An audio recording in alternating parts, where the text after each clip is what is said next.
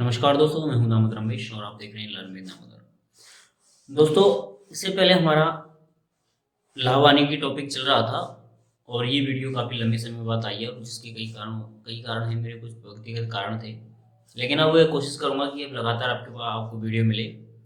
और आज की हमारी वीडियो जहाँ तक हमने छोड़ी थी उससे आगे की चलेगी, यानी हमने 17 सवाल तक वीडियो में कंप्लीट करा चुके हैं और आज के हम 18 सवाल देखेंगे और आज ये लाहवानी वाली टॉपिक खत्म हो जाएगा। तो दोस्तों, चलते हैं हम सीधे वीडियो की तरफ और सवाल की तरफ। और आज का वीडियो की पहला सवाल देखते हैं दोस्तों। तो जो पहला सवाल है वो है कि 3 के 4 की दर से नींबू खरीदे गए तथा उन्हें 1 रुपए के 2 की दर से बेचा गया, कितने प्रतिशत लाभ अथवा हानि मिले। दोस्तों, इस तरह के सवाल अक्सर सवाल एग्जाम में पूछ ले जाते हैं कि किसी भी दर से तीन तीन के 4 यानी कि 3 रुपए के 4 नींबू खरीदे गए और उन्हें 1 रुपए के 2 न्यू बेच दिए गए, तो उसमें लाभ होगा या हानि होगी, ये पूछ लिया जाता है। तो दोस्तों, इस तरह के सवालों को कैसे करेंगे देखते हैं। तो सबसे पहले लिखेंगे 3 रुपए के 4 नींबू। दोस्तों, हमने ये खरीदे थे यानी कि ये हो गया क्रय मूल्य हो गया इनका, और उन्हें बेचा है वो 1 रुपए में 2 नींबू है, ये बेचे हैं। तो ये दोस्तों हो गया हमारा विक्रय मूल्य हो गया। क्लियर दोस्तों? अब क्या करेंगे दोस्तों, हम थोड़े ज्यादा देखेंगे कि 3 रुपए के 4 नींबू खरीदे और 1 रुपए के 2 नींबू बेच दिए, तो इससे हमें पता नहीं चल रहा है कि वास्तव में क्रय मूल्य क्या है और विक्रय मूल्य क्या है। तो इसके लिए क्या करेंगे दोस्तों, हम 3 गुणा 4 यानी कि 12 नींबुओं के इन दोनों का 3 गुणा 4, 3 का गुणा 4 से करेंगे तो आ जाएगा 12 आ जाएगा। और हम 12 नींबुओं के ऊपर ये क्या करेंगे, अप्लाई करेंगे। तो देखो, माना या हम लिख सकते हैं 3 रुपए के 4 यानी कि 12 नींबू का क्रय मूल्य। क्योंकि दोस्तों 3 रुपए के 4 हैं तो 12 नींबू जो हो जाएंगे वो 9 रुपए के हो जाएंगे दोस्तों। क्लियर? अब क्या कह रहा है कि 1 रुपए में 2 नींबू बेच रहा है, तो यहां पर लिखेंगे हम 12 नींबू का विक्रय मूल्य, यानी कि 1 रुपए में 2 हैं तो 12 नींबुओं का जो विक्रय मूल्य हो जाएगा वो हो जाएगा दोस्तों 6 रुपए। ये हमारे पास क्रय मूल्य आ गया 9 रुपए है, विक्रय मूल्य आ गया है 6 रुपए है। तो हमें जाहिर सी बात है कि हानि होगी दोस्तों। और यहाँ पर अगर हानि हम देखते हैं तो 9 माइनस 6 बराबर 3 रुपए की हानि हुई। और अगर हमें हानि प्रतिशत ज्ञात करना है तो हानि प्रतिशत के लिए सवाल होता है, अपना फॉर्मूला होता है हानि बटे विक्रय मूल्य गुणा 100। तो यह आ जाएगा दोस्तों 100 बटे 3, या हम इसको अगर हल करें तो 33 सही 1 बटे 3%। ये क्या होगा दोस्तों, अपना आंसर होगा, ये होगा हमारी हानि। दोस्तों, इस तरह के सवालों में क्या करेंगे कि जितना नींबू दिए गए हैं उनसे हमें कर देंगे, तो जो पहली शर्त है उसको आपस में गुणा करके उतनी ही वस्तुओं का निर्माण। कोई ये जरूरी नहीं है कि एक सवाल में नींबू हो सकता है दूसरे सवाल में क्या होगा दोस्तों, कोई अन्य वस्तु दे रखी हो, तो हम वही क्या करेंगे, जो पहली शर्त है उसमें आपस में गुणा कर लेंगे और उतने वस्तुओं पर अप्लाई करेंगे। उन वस्तुओं पर अप्लाई करके हम आसानी से क्या निकाल सकते हैं, और इस तरह के दोस्तों सवाल कर सकते हैं दोस्तों। क्लियर दोस्तों? इसी तरह का दूसरा सवाल है, हम इससे अगला सवाल है वो सवाल देखते हैं वो किस प्रकार है। तो दोस्तों, बढ़ते हैं अगले सवाल की तरफ। अगला सवाल है कि 5 रुपए की 6 की दर से संतरे खरीदे गए तथा 6 रुपए के 5 की दर से संतरे बेचे गए, तो कितने प्रतिशत लाभ अथवा हानि हुआ। उसी तरह का सवाल है, देखते हैं हम क्या है इसमें। सबसे पहला है कि 5 रुपए के 6, ये हो गया हमारा क्रय मूल्य हो गया। 5 रुपए में 6 उसने संतरे खरीदे थे, उसके बाद उन्होंने बेचा गया वो 6 रुपए के 5, ये हो गया विक्रय मूल्य। अब हम देख सकते हैं कि 5 रुपए में 6 संतरे खरीद रहा है और 6 में 5 बेच रहा है, यानी कि ये तो पता है कि लाभ हो रहा है। अब कितना लाभ हो रहा है और कितने प्रतिशत लाभ हो रहा है वो ज्ञात करेंगे। तो देखेंगे दोस्तों, इन दोनों को अप्लाई करेंगे तो ये हो जाएगा 30। तो 30 संतरों का क्रय मूल्य, क्योंकि 5 रुपए में 6 खरीदे थे और 30 अगर खरीदेंगे तो 30 ये हो जाएंगे दोस्तों 5 के हिसाब से 25 रुपए के हो जाएंगे दोस्तों। 30 संतरों 5 रुपए की 6 खरीद पर अगर गलत करेंगे तो 30 संतरों का जो विक्रय मूल्य होगा वो 25 रुपए। और इसी प्रकार देखेंगे 30 संतरों का विक्रय मूल्य, 30 संतरों का विक्रय मूल्य हमने वो उन्होंने बेचा था 6, उसने बेचा 6 रुपए के 5। जब 6 रुपए के 5 बेचते हैं तो 30 रुपए के जो हो जाएंगे दोस्तों वो हो जाएंगे 36 रुपए। तो जाहिर सी बात है कि विक्रय मूल्य कम है और विक्रय मूल्य ज्यादा है और विक्रय मूल्य क्या है, कम है। ऐसी स्थिति में क्या होता है दोस्तों, लाभ होता है। और लाभ हो गया दोस्तों आपको 11 रुपए का। अब हम यहाँ पर प्रतिशत लाभ प्रतिशत ज्ञात करेंगे। और लाभ प्रतिशत हमेशा प्रतिशत लाभ हो या प्रतिशत हानि हमेशा क्रय मूल्य पर ही ज्ञात की जाती है। तो देखते हैं दोस्तों क्या होता है। 25 से 100 ये कट जाएगा 4 बार।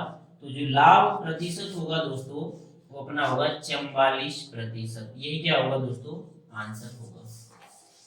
तो दोस्तों आप समझ गए होंगे कि किस प्रकार क्वेश्चन ये हल करना है। इस तरह के क्वेश्चन अगर आते हैं तो हमें किस प्रकार से हल करना होता है। हमें उनको ऐसा संख्या देखनी है जो दोनों स्थितियों में जो दोनों शर्त है उसमें दोनों में शर्त में फिट बैठ जाए। उस स्थिति को आगे बढ़ाते हुए संतरों का हम उन जो वस्तु है, चाहे संतरे हो, नींबू हो, पेन हो, कुछ भी हो, उन वस्तुओं की हम संख्या उस हिसाब से बढ़ाएंगे जिससे हमें उन दोनों शर्तों में फिट बैठाने में क्या हो, आसानी हो और हम सवाल को आसानी से हल कर सकते हैं दोस्तों। तो दोस्तों हम बढ़ते हैं अगले सवाल की तरफ। अगला सवाल क्या होगा, हमारा 20वां जो सवाल है वो दोस्तों वो है कि 12 वस्तुओं का क्रय मूल्य 15 वस्तुओं के विक्रय मूल्य के बराबर है। यानी कि जो 12 वस्तुएं खरीदी थी उसने, उसके बाद जो 15 वस्तुओं के विक्रय मूल्य के जो बेची है वस्तुओं के बराबर है। लाभ अथवा हानि प्रतिशत क्या होगा। इस स्थिति में लाभ होगा या हानि होगी वो देखते हैं क्या होगा।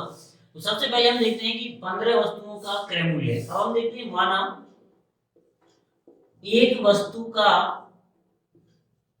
क्रय मूल्य जो है, इस तरह से करेंगे इस सवाल को। एक वस्तु का क्रय मूल्य है माना 1 रुपए, तो 12 वस्तुओं का क्रय मूल्य दोस्तों कितना हो जाएगा, 12 रुपए। क्योंकि 12 वस्तुओं का 1 रुपए का, एक वस्तु का हमने 1 मान लिया है, तो 12 का कितना हो जाएगा दोस्तों। अब यहाँ पे दिख रहा है कि 15 वस्तुओं का विक्रय मूल्य, 15 वस्तुओं का जो विक्रय मूल्य है वो क्या है, बराबर 12 वस्तुओं के क्रय मूल्य के बराबर है। 12 वस्तुओं के क्रय मूल्य के बराबर है। तो क्लियर दोस्तों, ये हमें यहाँ पर पता चलेगा कि 12 वस्तुओं का जो क्रय मूल्य है वो 12, यानी कि एक वस्तु का क्रय मूल्य 1 रुपए है तो 12 वस्तुओं का जो क्रय मूल्य कितना हो जाएगा, वो 1 रुपए। अब 15 वस्तुओं का जो विक्रय मूल्य है वो 12 वस्तुओं के क्रय मूल्य के बराबर है। यानी कि 15 वस्तुओं का विक्रय मूल्य क्या हो जाएगा दोस्तों, 12। अब हम यहाँ देखते हैं 12 वस्तुओं का क्रय मूल्य कितना है, 12, और 15 वस्तुओं का क्रय मूल्य विक्रय मूल्य है 12। यानी कि कम रुपए में ज्यादा वस्तुओं को बेचा गया है, और जब कम रुपए में ज्यादा वस्तुओं को बेचा जाएगा तो दोस्तों क्या होगा, हानि होगी। इस स्थिति में क्या होगी दोस्तों, हानि होती है। दोस्तों हम आगे देखते हैं, एक वस्तु का 1 रुपए था, 12 वस्तुओं का 12 रुपए। तो यहाँ पर ही देख लेंगे कि 15 वस्तुओं का क्रय मूल्य, तो 15 वस्तुओं का क्रय मूल्य 15 रुपए हो जाएगा, क्योंकि एक वस्तु का मूल्य कितना है, 1 रुपए है। तो अब यहाँ देखेंगे क्रय मूल्य है वो है 15 रुपए, और विक्रय मूल्य है वो है 15 वस्तुओं का विक्रय मूल्य वो 12 वस्तुओं के क्रय मूल्य के बराबर है, यानी कि 12 रुपए।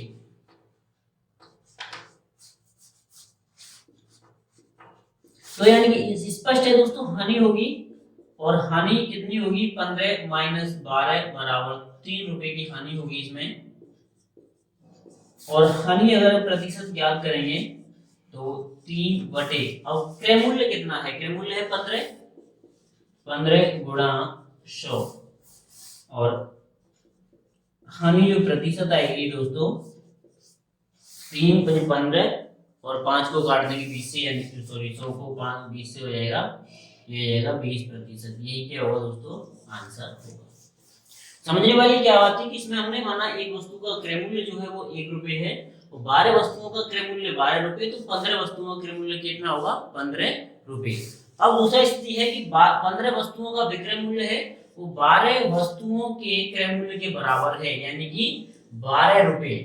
अब यहाँ पे जो स्थिति निकल के आएगी, क्रय मूल्य है 15 वस्तुओं का क्रय मूल्य 15 रुपए और 15 वस्तुओं का विक्रय मूल्य है वो 12 रुपए है, यानी कि कम में बेचा गया है, तो हानि जो हुई वो 3 रुपए की और प्रतिशत हानि आ जाएगी वो दोस्तों 20% आ जाएगी। ये क्या हुआ दोस्तों, हमारा निकल के आंसर आएगा। तो दोस्तों वीडियो अगर आपको अच्छी लगी तो वीडियो को लाइक करें, वीडियो को शेयर, हमारे चैनल को सब्सक्राइब करें और अपने दोस्तों के साथ इस वीडियो को शेयर करें तथा मुझे सपोर्ट करें दोस्तों। तो दोस्तों हम बढ़ते हैं अगले सवाल की तरफ। अगला सवाल क्या है हमारा दोस्तों, अगला सवाल है 21वां सवाल है। इससे पहले का जो सवाल था ठीक उसी प्रकार का है, थोड़ा सा बस फर्क है, थोड़ी सी भाषा का अंतर हो गया इसमें कि जितने रुपए में 50 वस्तुएं खरीदी गई, जितने रुपए में 50 वस्तुएं खरीदी गई उतने ही रुपए में 40 वस्तुएं बेच दी गई, यानी कि 50 वस्तुओं का जो क्रय मूल्य था वो 40 वस्तुओं के विक्रय मूल्य के बराबर था।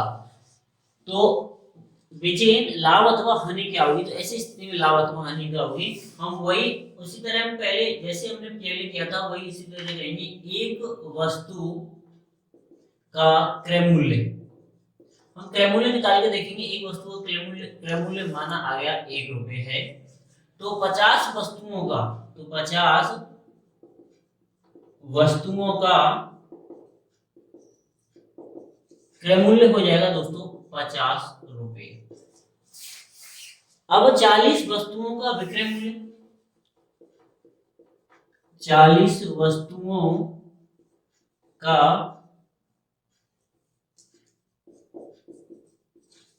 विक्रय मूल्य 50 वस्तुओं के क्रय मूल्य के बराबर है, ये इस लाइन में कहा गया है।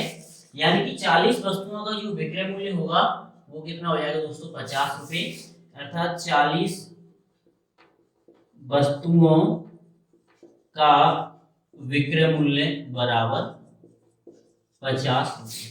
ये 40 वस्तुओं का विक्रय मूल्य आ गया 50 रुपए और हम 40 वस्तुओं का क्रय मूल्य इस आधार पर अगर चले तो 40 वस्तुओं का क्रय मूल्य कितना हो जाएगा दोस्तों 40 रुपए। ये विक्रय मूल्य है 50 रुपए, क्रय मूल्य है 40 रुपए, तो जाहिर सी बात है कि लाभ होगा और लाभ होगा वो 50 माइनस 40 बराबर 10 रुपए का लाभ हो जाएगा। अब हमें ज्ञात करना है कि लाभ प्रतिशत हुआ था या हानि प्रतिशत, अगर लाभ हुआ तो कितने प्रतिशत और हानि हुई थी तो कितने प्रतिशत हुई थी, तो 10/50, क्योंकि हमेशा क्रय मूल्य लाभ हो या हानि हो उसका जो प्रतिशत निकाला जाता है वो हमेशा क्रय मूल्य पर ही निकाला जाता है। तो लाभ जो प्रतिशत आ जाएगा दोस्तों वो आ जाएगा 20%। यही क्या होगा दोस्तों अपना आंसर होगा। हमें क्या करना है, इस तरह के अगर सवाल आते हैं तो एक वस्तु का सबसे पहले माना कि एक वस्तु का क्रय मूल्य 1 रुपए है, तो जितनी वस्तुओं का क्रय मूल्य हो जाएगा उतने रुपए हो जाएगा। अगर 50 वस्तुएं तो 50, 100 वस्तुएं तो 100। उसके बाद वो आगे क्या कह रहा है कि कितने वस्तुओं के बराबर, कितने वस्तुओं के विक्रय मूल्य के बराबर कितनी वस्तुओं का क्रय मूल्य है, ये निकालने इन आधार पर हम ये विक्रय मूल्य निकाल लेंगे। विक्रय मूल्य अगर ज्यादा है तो लाभ होगा और कम है तो हानि होगी और हम हानि प्रतिशत निकाल सकते हैं दोस्तों।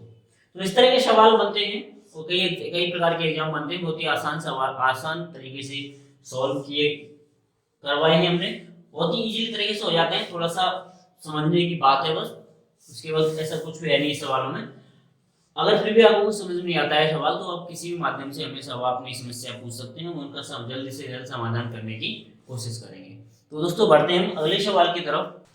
तो दोस्तों अगला सवाल है, इनकी 22वां सवाल है कि 36 संतरे बेचने पर 4 संतरों के विक्रय मूल्य के बराबर हानि होती है। इस प्रकार के सवाल कई प्रकार आए हैं और हो सकता है आगे भी आएंगे और आते रहते हैं सवाल, इस तरह के सवाल कि इतने संतरे या इतनी कोई वस्तु बेचने पर और इतनी वस्तुओं के बराबर लाभ या हानि होती है, तो वो पहले लाभ या हानि प्रतिशत क्या पूछता है। जैसे इसमें दे दिया है कि 36 संतरे बेचने पर 4 संतरों के विक्रय मूल्य के बराबर हानि होती है।